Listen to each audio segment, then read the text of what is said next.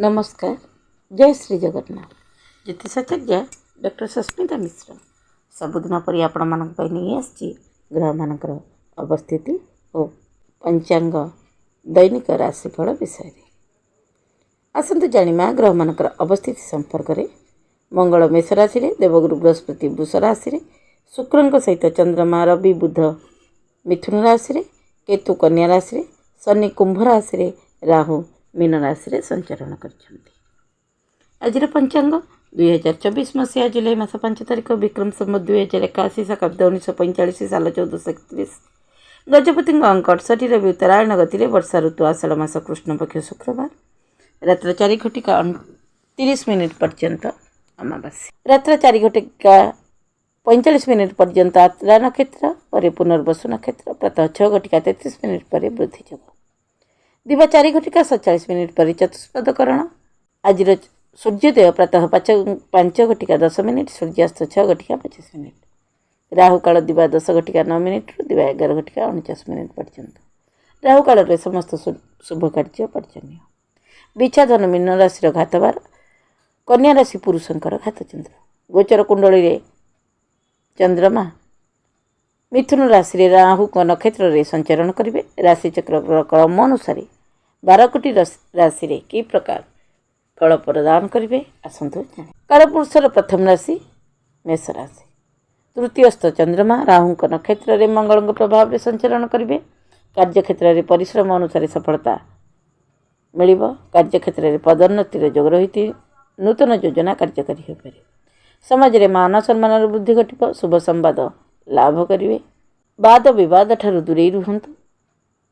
खाद्य पानीय रे सावधानता अवलंबन करंतु। दाम्पत्य जीवन सुखमय दिनटी को सुखमय करने को प्रातः काल रे हनुमान को पूजा आराधना करंतु। वृष राशि द्वितीयस्थ चंद्रमा राहु नक्षत्र रे केतुंग प्रभाव रे संचरण करिवे। आर्थिक क्षेत्र रे सफलता मिलिबो। कार्य क्षेत्र रे उच्च अधिकारी सहयोग लाभ करिवे। धैर्य धरंतु।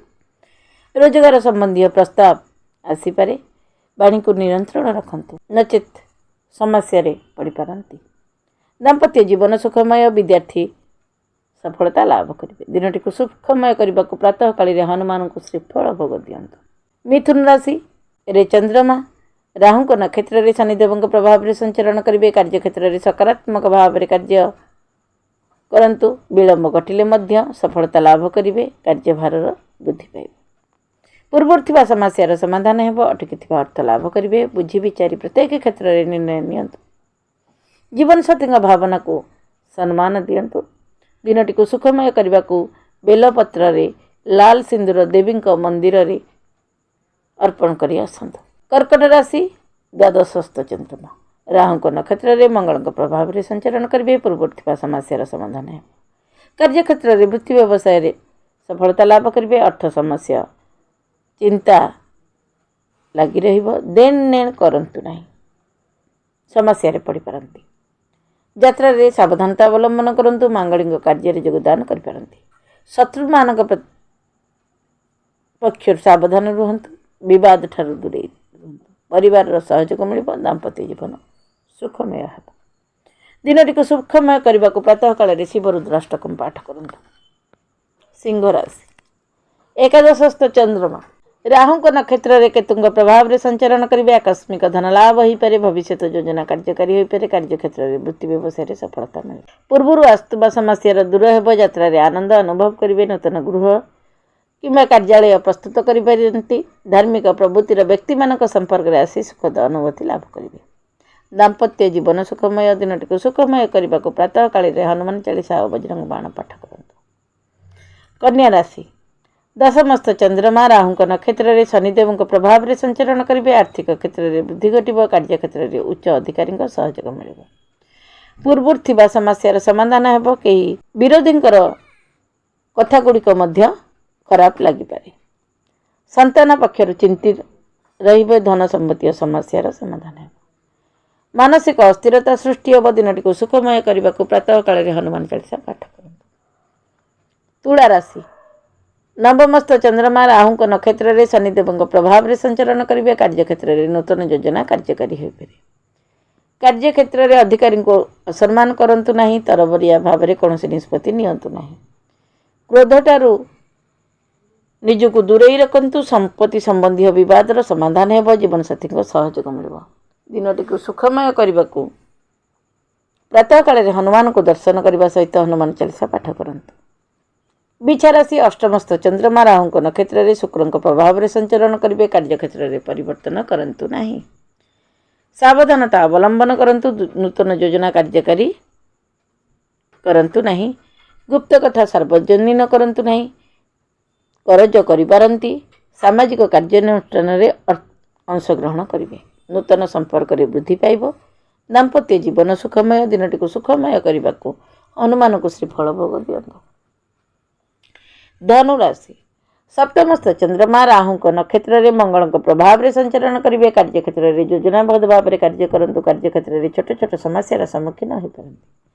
ଧନ ସମ୍ବନ୍ଧୀୟ ଚିନ୍ତା ଦୂରେଇ ଯିବ। ବ୍ୟବସାୟିକ କ୍ଷେତ୍ରରେ ସଫଳତା ଲାଭ କରିବେ। ପୂର୍ବରୁ ଥିବା ସମସ୍ୟାର ସମାଧାନ ହେବ। ଜୀବନସାଥୀଙ୍କ ସହଯୋଗ ମିଳିବ। ବିଦ୍ୟାର୍ଥୀ ଉଚ୍ଚଶିକ୍ଷା କ୍ଷେତ୍ରରେ ସଫଳତା ଲାଭ କରିବେ।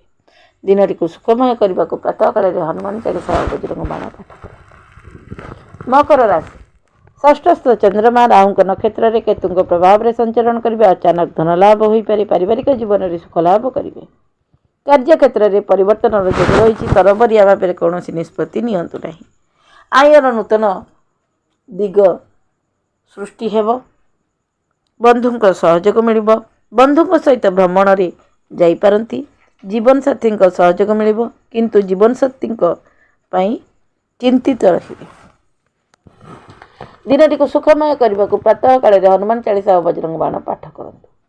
କୁମ୍ଭ ରାଶି ପଞ୍ଚମସ୍ଥ ଚନ୍ଦ୍ରମା ରାହୁଙ୍କ ନକ୍ଷତ୍ରରେ ଶନିଦେବଙ୍କ ପ୍ରଭାବରେ ସଞ୍ଚରଣ କରିବେ। ସନ୍ତାନ ପକ୍ଷରୁ ଚିନ୍ତା ଲାଗି ରହିବ। ଧୈର୍ଯ୍ୟର ସହିତ କାର୍ଯ୍ୟ କରନ୍ତୁ। କାର୍ଯ୍ୟ ବିଳମ୍ବ ଘଟିଲେ ମଧ୍ୟ ସଫଳତା ଲାଭ କରିବେ। ନିଜର ବୃକ୍ଷ ବ୍ୟବହାର ଅନ୍ୟମାନଙ୍କୁ ଆଘାତ ଦେଇପାରେ। ଆବଶ୍ୟକ ଠାରୁ ଅଧିକ କଥା କୁହନ୍ତୁ ନାହିଁ। ବାଣୀରେ ସଂଯମତା ରକ୍ଷା କରନ୍ତୁ। ଗୁପ୍ତ କଥା ସାର୍ବଜନୀନ କରନ୍ତୁ ନାହିଁ। ଯାତ୍ରା କରିପାରନ୍ତି। ନୂତନ ସମ୍ପର୍କ ମଧ୍ୟ ଯାତ୍ରାରେ ବୃଦ୍ଧି ପାଇବ। ଦାମ୍ପତ୍ୟ ଜୀବନରେ ସାମାନ୍ୟ ମତଭେଦ ସୃଷ୍ଟି ହେବ। ଦିନଟିକୁ ସୁଖମୟ କରିବାକୁ ପ୍ରାତଃ କାଳରେ ହନୁମାନ ଚାଳିଶା ଓ ବଜରଙ୍ଗ ବାଣ ପାଠ କରନ୍ତୁ। ମୀନ ରାଶି ଚତୁର୍ଥସ୍ଥ ଚନ୍ଦ୍ରମା ରାହୁଙ୍କ ନକ୍ଷତ୍ରରେ ଶୁକ୍ରଙ୍କ ପ୍ରଭାବରେ ସଞ୍ଚରଣ କରିବେ। ଧନ ସମ୍ବନ୍ଧୀୟ ଚିନ୍ତା ଦୂରେଇ ଯିବ। ସାମାଜିକ କାର୍ଯ୍ୟାନୁଷ୍ଠାନରେ ଅଂଶଗ୍ରହଣ କରିବେ। ନୂତନ ବାହନ କ୍ରୟ କରିବାକୁ ଇଚ୍ଛା କରିବେ। ପାରିବାରିକ ଜୀବନରେ କଳହ ଲାଗି ରହିବା ଯୋଗୁଁ ମାନସିକ ଅସ୍ଥିରତା ଦେଖାଯିବ। ଜୀବନସାଥୀଙ୍କ ସହିତ ସାମାନ୍ୟ ମତଭେଦ ସୃଷ୍ଟି ହେବ। ବିଦ୍ୟାର୍ଥୀ ଅଧ୍ୟୟନ କ୍ଷେତ୍ରରେ ଧ୍ୟାନ ଦିଅନ୍ତୁ।